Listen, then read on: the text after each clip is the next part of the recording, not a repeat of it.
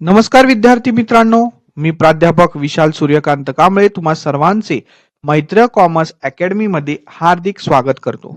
मित्रांनो, ह्या व्हिडिओमध्ये आपण बेसिक ऑफ अकाउंटिंग संबंधित अकाउंटिंग कन्सेप्ट या पार्टवर सविस्तर चर्चा करणार आहोत. पण तत्पूर्वी व्हॉट इज अकाउंटिंग कन्सेप्ट हे आपण समजावून घेऊया. Accounting concept are the general rules of accounting to be followed and practiced by an accountant. मित्रांनो, अकाउंटिंग कन्सेप्ट म्हणजेच general rules and regulations of accounting जे प्रत्येक अकाउंटंटनी अकाउंटिंग करताना यूज करायचे असतात. In other words, accounting concept are general guidelines for sound accounting practice. दुसऱ्या शब्दात सांगायचं झालं तर अकाउंटिंग कन्सेप्टलाच जनरल गाईडलाईन्स असेही म्हटले जाते. प्रत्येक अकाउंटंटनी अकाउंट करताना ह्या जनरल गाईडलाईन्स फॉलो केल्यामुळे दोन वेगवेगळ्या बिझनेस ऑर्गनायझेशन मध्ये कंपॅरिझन करणे सहज शक्य होते.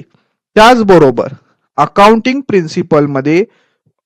प्रिन्सिपल वापरल्यामुळे जे काय आपण स्टेटमेंट बनवतो, मग प्रॉफिट अँड लॉस स्टेटमेंट असू द्या, बॅलन्स शीट असू द्या, त्यामध्ये युनिफॉर्मिटी राहण्यास सुद्धा मदत होते. तर मित्रांनो, जास्त वेळ न घालवता आपण सुरुवात करूया आपल्या व्हिडिओला. Accounting concept. First accounting concept आहे business entity concept. This concept assume that for accounting purpose the business enterprise and its owner are two separate independent entity. मित्रांनो, बिझनेस एंटिटी कन्सेप्ट प्रमाणे बिझनेसचा ओनर आणि त्याचा बिझनेस ह्या दोन वेगवेगळ्या गोष्टी आहेत. त्यांना स्वतःचे वेगवेगळे अस्तित्व आहे. Thus, the business and personal transaction of its owner are separate. आणि ह्यामुळेच बिझनेसचे ट्रान्झॅक्शन आणि पर्सनल ट्रान्झॅक्शन हे वेगवेगळे रेकॉर्ड केले जातात. For example, when the owner invests money in business, it is recorded as liability of the business to the owner. ज्या वेळेला कुठलाही owner एखादा बिझनेस सुरू करतो, त्यावेळेला त्याला भांडवलाची गरज असते आणि हे भांडवल म्हणजेच कॅपिटल आपण बॅलन्स शीटच्या लायबिलिटी साइडला रेकॉर्ड करतो. Similarly, when the owner take away from the business cash or goods for his or her personal use, it is treated as drawing. त्याबरोबर तुम्हाला माहितच असेल, पर्सनल यूज साठी एखाद्या ओनरनी बिझनेस मधून कॅश किंवा गुड्स विड्रॉ केले तर त्याला आपण ड्रॉइंग म्हणतो, बिझनेसचा एक्सपेन्सेस असं म्हणत नाही. सो लक्षात ठेवा, बिझनेस एंटिटी कन्सेप्ट नुसार ओनर आणि त्याचा बिझनेस यांना अकाउंटिंग पर्पज साठी वेगवेगळं स्वतंत्र अस्तित्व आहे.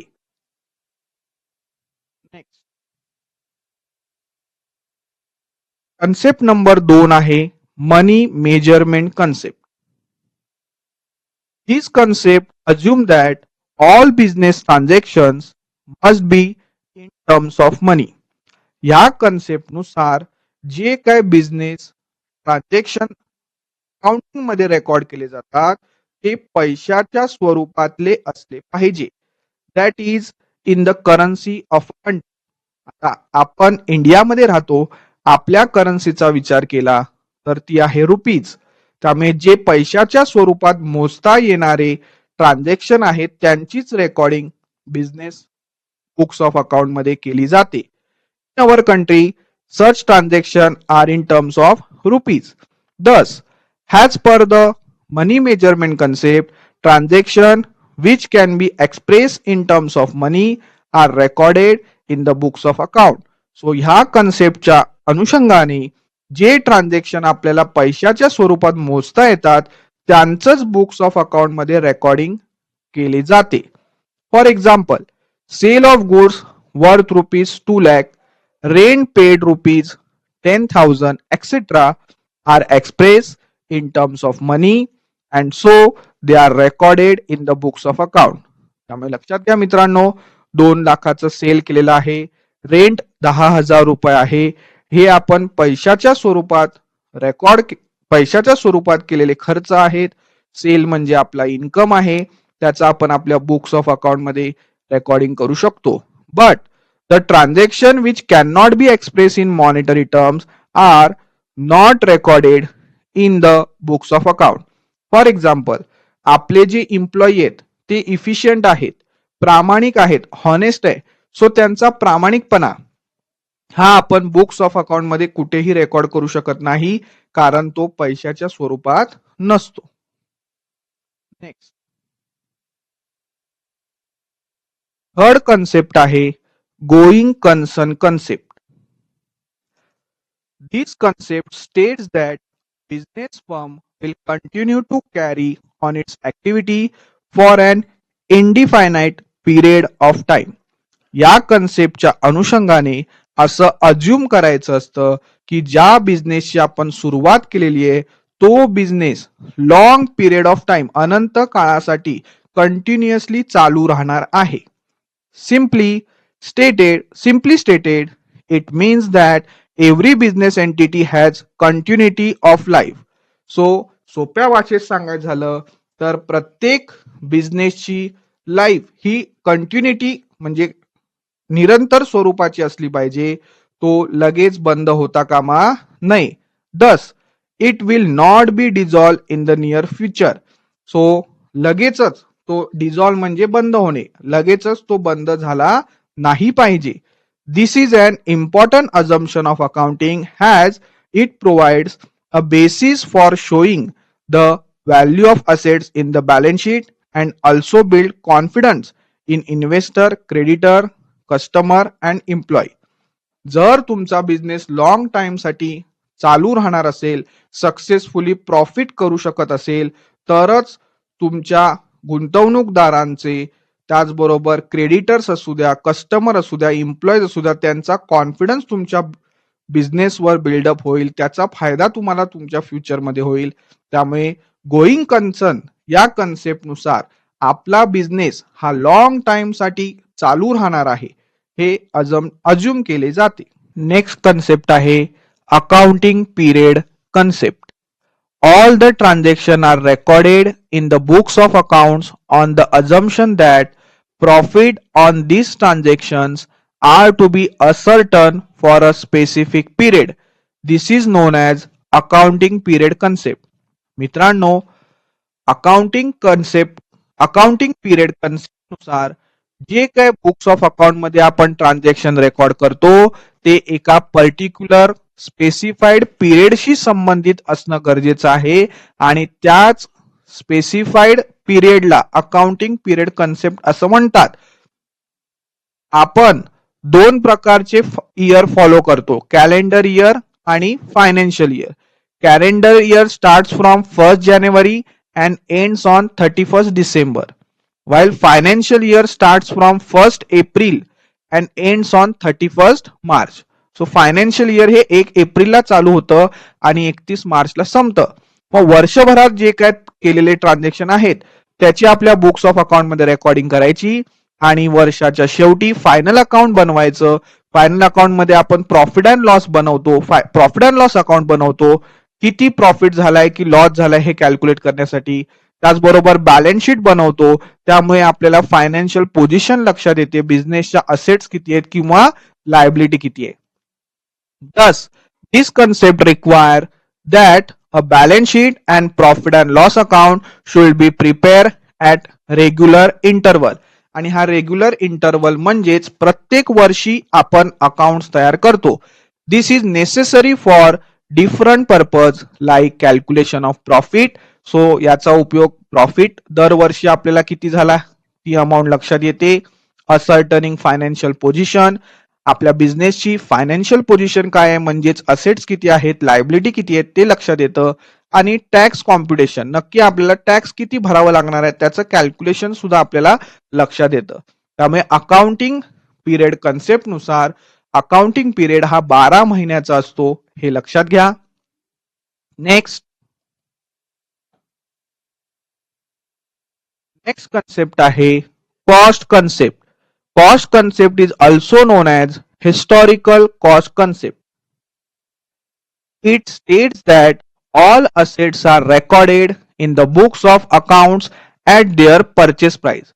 कॉस्ट कन्सेप्ट नुसार ज्या काही बिझनेस साठी लागणाऱ्या असेट्स आपण विकत घेतो त्या असेट्स ची purchase price books of account म्हणजे बॅलन्स शीट मध्ये रेकॉर्ड करायची असते आणि त्या परचेस प्राइस मध्येच ट्रान्सपोर्टेशनचा खर्च, इन्स्टॉलेशनचा खर्च सुद्धा इन्क्लूड करायचा असतो, which include cost of acquisition, transportation and installation and not at its market price. म्हणजेच मार्केट प्राइसला बॅलन्स शीट मध्ये आपण विकत घेतलेल्या खरेदी केलेल्या असेटची व्हॅल्यू मार्केट प्राइसला रेकॉर्ड करायची नाही, कारण मार्केट प्राइस ही नेहमी बदलत राहते. So according to the cost concept books of account मध्ये जर का आपण असेट्स खरेदी करत असू तर त्याची किंमत ही परचेस प्राइस करायची. It means that fix assets like building, plant and machinery, furniture etcetera are recorded in the books of account at a price paid for them. So विकत घेताना एखादी असेट्स विकत घेताना तुम्ही किती रुपये पेड केलेले आहे त्या परचेस प्राइसलाच कॉस्ट कन्सेप्ट नुसार तुम्ही रेकॉर्ड करायचं असतं तुमच्या बॅलन्स शीटच्या असेट साइडला.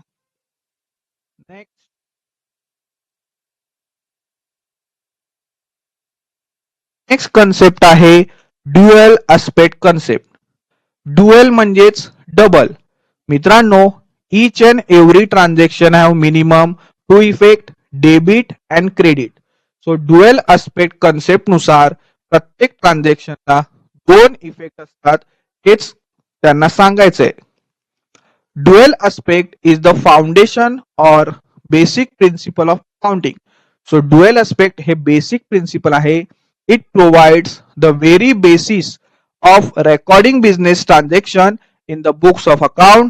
This concept assume that every transaction has a dual effect. प्रत्येक ट्रान्झॅक्शन चे दोन इफेक्ट असतात. That is, it affects two accounts in their respective opposite side. दोन अकाउंट वरती फरक पडतो. Therefore, the transaction should be recorded at two places. It means both the aspect of the transaction must be recorded in the books of account. So दोन्ही aspect record करायचे असतात. एका अकाउंटच्या डेबिटला जर अमाऊंट आली एंट्री झाली तर दुसऱ्या अकाउंटच्या क्रेडिटला एंट्री होते आणि हे सगळं आपण करतो ड्युअल aspect कन्सेप्टच्या नुसार. Thus, the duality concept is commonly expressed in terms of fundamental accounting equation. त्यामुळे अकाउंटिंगचं महत्वाचं इक्वेशन लक्षात घ्या. Assets is equal to liabilities plus capital. Capital आणि लायबिलिटीची टोटल ही तुमच्या असेटच्या टोटलच्या समान असते, लक्षात घ्या. सो ड्युअल अस्पेक्ट कन्सेप्ट नुसार हे अकाउंटिंग इक्वेशन तुम्ही लक्षात ठेवायचंय. नेक्स्ट कन्सेप्ट आहे matching concept. The matching concept states that the revenue and expenses incurred to earn the revenue must belong to the same accounting period. याचाच अर्थ मित्रांनो असा होतो रेव्हेन्यू म्हणजेच इन्कम.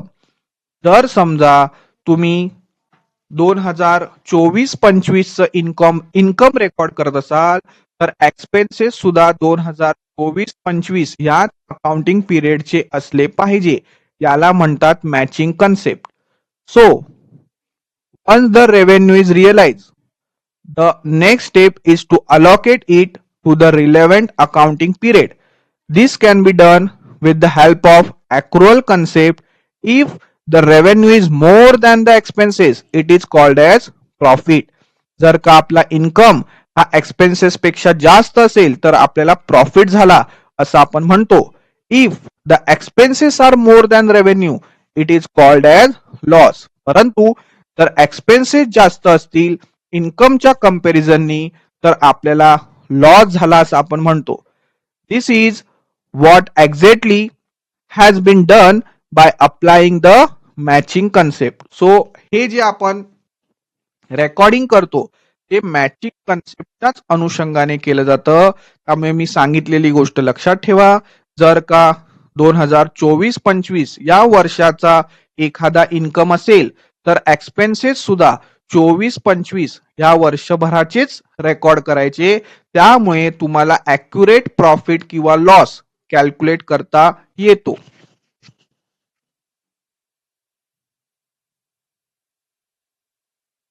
नेक्स्ट कन्सेप्ट आहे ॲक्रुअल कन्सेप्ट.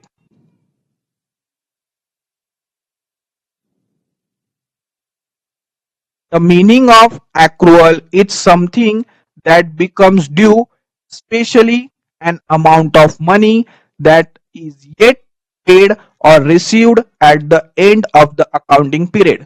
मित्रांनो, accrual concept, accrual म्हणजेच outstanding, एखादं 12 महिन्याच्या कालावधीतलं एखादं इन्कम तुम्हाला 12 महिन्यात मिळालं पाहिजे होतं परंतु ते अजून मिळालेलं नाही, किंवा एखादा एक्सपेन्सेस तुम्हाला पेड करायचा आहे तो आपल्या 12 महिन्याच्या अकाउंटिंग पिरियडशी संबंधित आहे परंतु तो तुम्ही अजूनही पेड केलेला नाही, त्याला म्हणतात ॲक्रुअल. ॲक्रुअल म्हणजेच outstanding. It means that revenue are recognise when they become receivable. त्यामुळे इन्कम झाला असं आपण कधी म्हणणार, जेव्हा ते रिसिवेबल असणार, म्हणजे ऍक्च्युअली तुम्हाला कॅश ती पुढच्या वर्षी भेटू द्या चालेल परंतु तो इन्कम 24-25 चा आहे ना, मग 24-25 मध्येच त्याची रेकॉर्डिंग झाली पाहिजे. Though cash is received or not received and the expenses are recognise when they become payable though cash is paid or not paid. So तुम्ही 24-25 चं रेंट आहे ते तुम्ही नंतर पेड करणार आहात, असं जरी असलं तरी 24-25 चा जो काय रेंट पेएबल आहे त्याची तुम्ही रेकॉर्डिंग 24-25 लाच केली पाहिजे. हे ॲक्रुअल कन्सेप्ट नुसार आपण त्या ट्रान्झॅक्शनची रेकॉर्डिंग करतो. Both transaction will be recorded in the accounting period to which they relate. तो 24-25 चा रेंटचा एक्सपेन्सेस आहे, भले तो तुम्ही पुढच्या वर्षी म्हणजे 25-26 ला पेड करा पण तो जर 24-25 चाच एक्सपेन्सेस असेल तर तो त्याच वेळेला ह्याचं पेएबल म्हणून, रेंट पेएबल म्हणून रेकॉर्ड झाला पाहिजे, तरच तुम्हाला प्रॉपर प्रॉफिट लॉस ची अमाऊंट कॅल्क्युलेट करता येईल. आणि हे जे काय आपण रेकॉर्डिंग करतो पेएबल किंवा रिसिवेबल ते आपण ॲक्रुअल कन्सेप्टच्या अनुषंगाने करतो. नेक्स्ट कन्सेप्ट आहे realisation concept. This concept states that revenue from any business transaction should be included in the accounting record only when it is realized. The term realization means creation of legal right to receive money. The concept of realization states that revenue is realized at the time when goods or services are actually delivered. त्यामुळे लक्षात घ्या मित्रांनो, समजा मार्च 2025 ला मी goods deliver केले आणि त्याचं payment मला नंतर मिळणार आहे, काही प्रॉब्लेम नाही. त्यामुळे कॅश तुम्ही नंतर पुढच्या वर्षी रिसिव्ह करा परंतु मार्च मध्ये जर का मी गुड्स डिलिव्हर केले असतील तर त्याला मी मार्च महिन्याचा सेल म्हणूनच रेकॉर्ड करणार. लक्षात घ्या, त्याला म्हणतात रिअलायझेशन कन्सेप्ट. मी ते एक्झाम्पल पण दिले बघा. Goods sold on credit in March 2025 for ₹20,000, revenue recorded in March. त्यामुळे आपला सेल झाला 20,000चा, असं तुम्ही रेकॉर्ड कधी करायचं, मार्च मध्येच रेकॉर्ड करायचं, भले तुम्हाला ती कॅश नंतर मिळू द्या. आणि हे सगळं आपण रेकॉर्डिंग करतो रिअलायझेशन कन्सेप्ट नुसार. त्यामुळे ज्या वेळेला आपण गुड्स डिलिव्हर करतो किंवा सर्व्हिस देतो भले त्याचे पैसे तुम्हाला नंतर मिळू द्या, अकॉर्डिंग टू रिअलायझेशन कन्सेप्ट त्याचं रेकॉर्डिंग त्याच वेळेला झालं पाहिजे. नेक्स्ट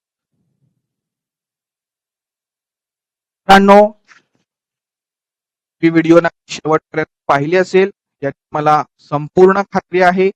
व्हिडिओ आवडली असेल तर व्हिडिओला लाईक करायला विसरू नका, कमेंट करायला विसरू नका, कारण तुम्ही केलेल्या कमेंटमुळेच नवनवीन व्हिडिओ बनवण्याची प्रेरणा आम्हाला मिळत असते. जर तुम्हाला ह्या व्हिडिओ आवडत असतील तर आपल्या चॅनलला सबस्क्राईब करा आणि बेल आयकॉनचं बटन दाबा, म्हणजे आमची नवीन व्हिडिओ जर का आली तर लगेच तुम्हाला त्याचे नोटिफिकेशन मिळतील. थँक्यू.